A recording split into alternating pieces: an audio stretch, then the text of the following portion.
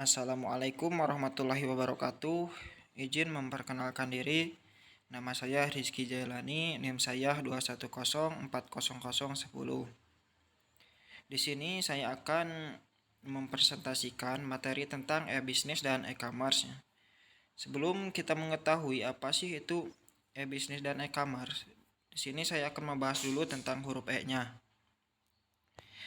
Jadi huruf E yang mempunyai arti elektronik atau elektronika. Pada zaman yang perkembangan teknologi yang pesat ini, perangkat-perangkat elektronik merupakan perangkat yang digunakan di hampir semua industri untuk mengendalikan kualitas produk dan proses produksi ataupun otomasi produksi dan juga pengolahan data untuk penelitian. Nah, demikian juga di kehidupan sehari-hari. Perangkat elektronik merupakan salah satu perangkat yang sangat penting.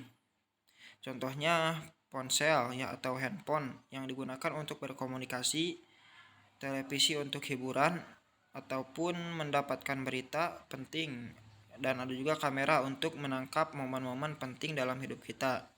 Dan masih banyak lagi perangkat-perangkat lainnya. Nah, selanjutnya ada e-bisnis dan e-commerce-nya.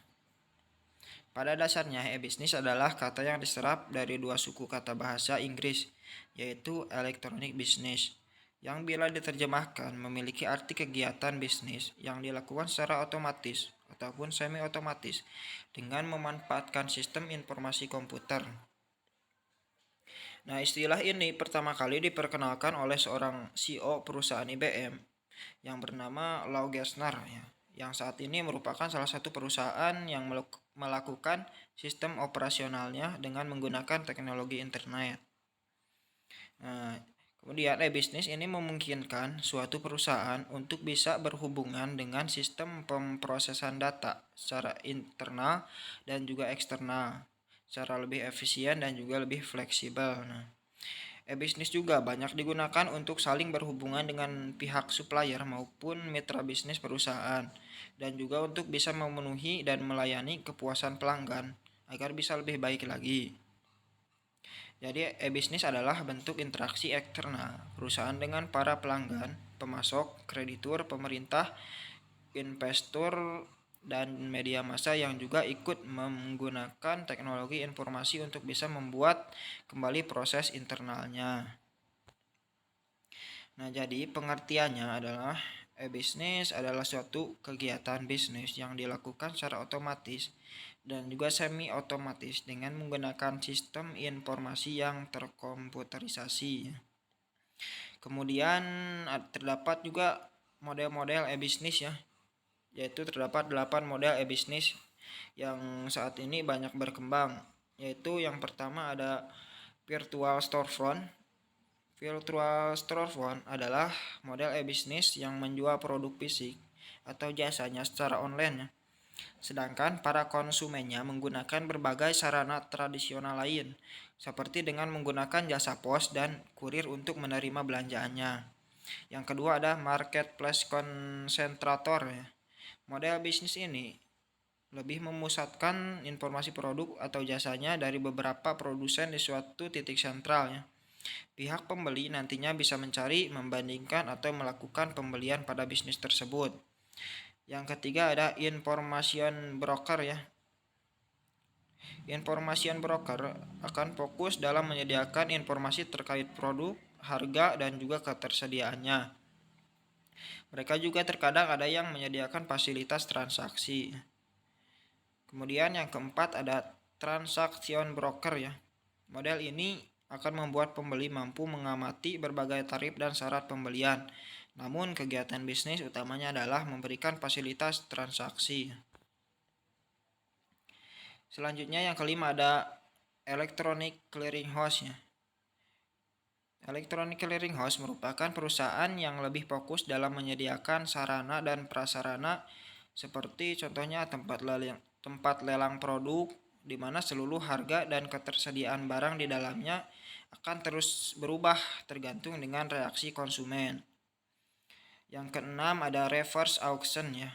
Reverse auction akan mengajukan penawaran pada berbagai penjual untuk membeli produk, barang atau jasa dengan harga yang sudah ditetapkan oleh pihak pembeli. Yang ketujuh ada digital product delivery. Jenis model e-bisnis ini akan menjual dan mengirim produk, jenis perangkat lunak, multimedia, atau produk digital lainnya dengan menggunakan internet. Yang kedelapan ada content provider ya. Content provider adalah perusahaan e-bisnis yang mendapatkan keuntungan melalui penyediaan konten. Selanjutnya di sini saya akan memberi contoh ya e-bisnis yang ada di daerah atau di sekeliling kita ya. Seperti yang kalian ketahui yaitu ada Bank Sentral Asia. Bank Sentral Asia adalah salah satu bank terbesar di Indonesia yang selalu memberikan layanan terbaik bagi nasabahnya lewat berbagai inovasi ya. Di luar layanan perbankan, BCA juga menyediakan layanan produksi keuangan lewat BCA Life dan asuransi umumnya BCA Insurance ya. Nah, tidak mudah ya BCA untuk menjadi bank yang terbaik di Indonesia ya. Bank BCA juga tidak bergerak sendiri ya, melainkan bekerja sama dengan instansi pemerintah ataupun perusahaan-perusahaan lainnya, mulai dari BUMN hingga perusahaan menengah ke bawah sampai perusahaan menengah ke atas. Itu dilakukan demi memudahkan nasabah dalam melakukan transaksi ya.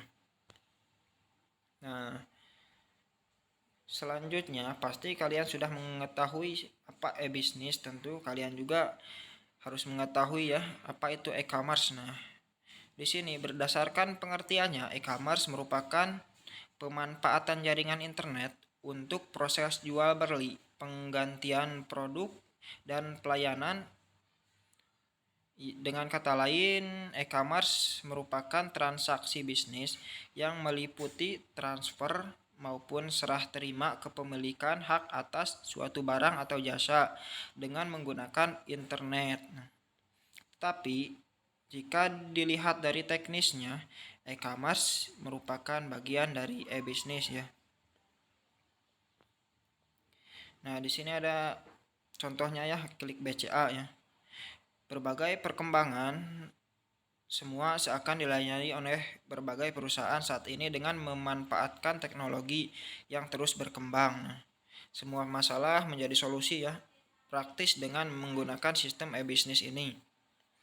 Nah, klik BCA ini bisa melakukan semua aktivitas perbankan tanpa harus datang ke ATM atau ke kantor cabang BCA. Selama ada laptop dan koneksi internet, kita bisa melakukan aktivitas perbankan. Nah, seiring semakin canggihnya teknologi klik BCA melalui webnya yaitu www.klikbca.com untuk memudahkan semua orang melakukan proses administrasi dan aktivasi dan bisa langsung mengaksesnya ya. Nah, kemudian di sini ada jenis-jenis e-commerce ya. Yang pertama ada B2B ya, business to business. Yang kedua ada B2C ya, business to customer ya. Yang ketiga ada C2C ya, customer to customer. Yang keempat ada C2B ya, customer to business. Yang kelima ada B2E, business to administration. Yang keenam ada C2E, customer to administration. Yang ketujuh adalah O2O, yaitu online to offline ya. Yang pertama ada B2B ya. B2B merupakan jenis transaksi yang dilakukan antara perusahaan satu dengan perusahaan lainnya. Contohnya pada grosir atau yang jual ecerannya. Kemudian yang kedua ada B2C ya. Berbeda dengan B2B, jenis B2C ini merupakan jenis yang perkembangannya sangat cepat ya dibandingkan dengan toko retail biasa, karena jenis B2C ini membangun bisnis online yang tengah ramai diminati. Contohnya ya seperti Lazada, Traveloka, Amazon, Berrybenka.com dan yang lainnya. Kemudian yang ketiga ada C2C ya. Situasi ini dibagi menjadi dua model ya. Yang pertama ada marketplace dan classified. Contohnya model marketplace, konsumen akan bertindak sebagai penjual dan akan mempromosikan barang yang dijual pada konsumen lainnya.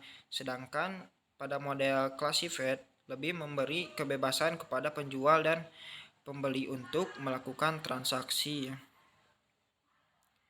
Contoh yang menerapkan bisnis situasi adalah OLX, Bukalapak, dan JDID. Kemudian yang keempat ada C2B, yaitu merupakan kebalikan dari B2C ya. Bisnis ini yang pertama, yang paling populer yang menggunakan C2B adalah konten untuk menggunakan konten writer ya. Kemudian yang kelima adalah B2E, yaitu ada business to administration ya. Jenis bisnis yang menawarkan produk kepada pemerintah untuk memenuhi kebutuhan operasional dan proyek yang sedang dijalankan.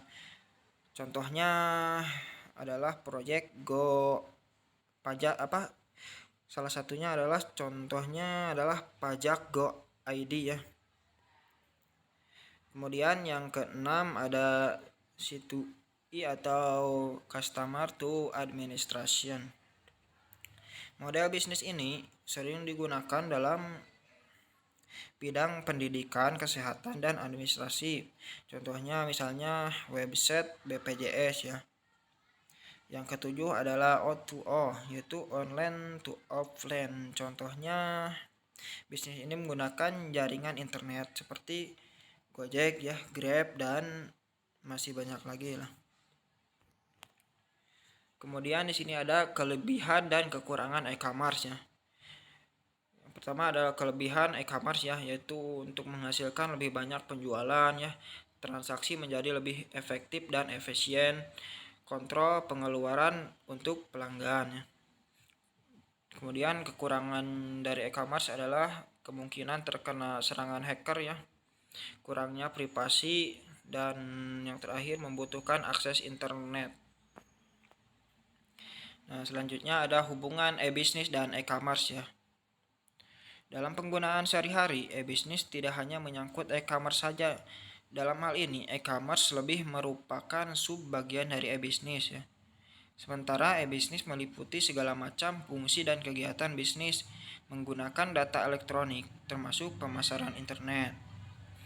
Sebagai bagian dari e-bisnis, e-commerce lebih berfokus pada kegiatan transaksi bisnis lewat www atau internet dengan menggunakan sistem manajemen pengaturan e-commerce ya, mempunyai goal untuk menambah review dari perusahaan.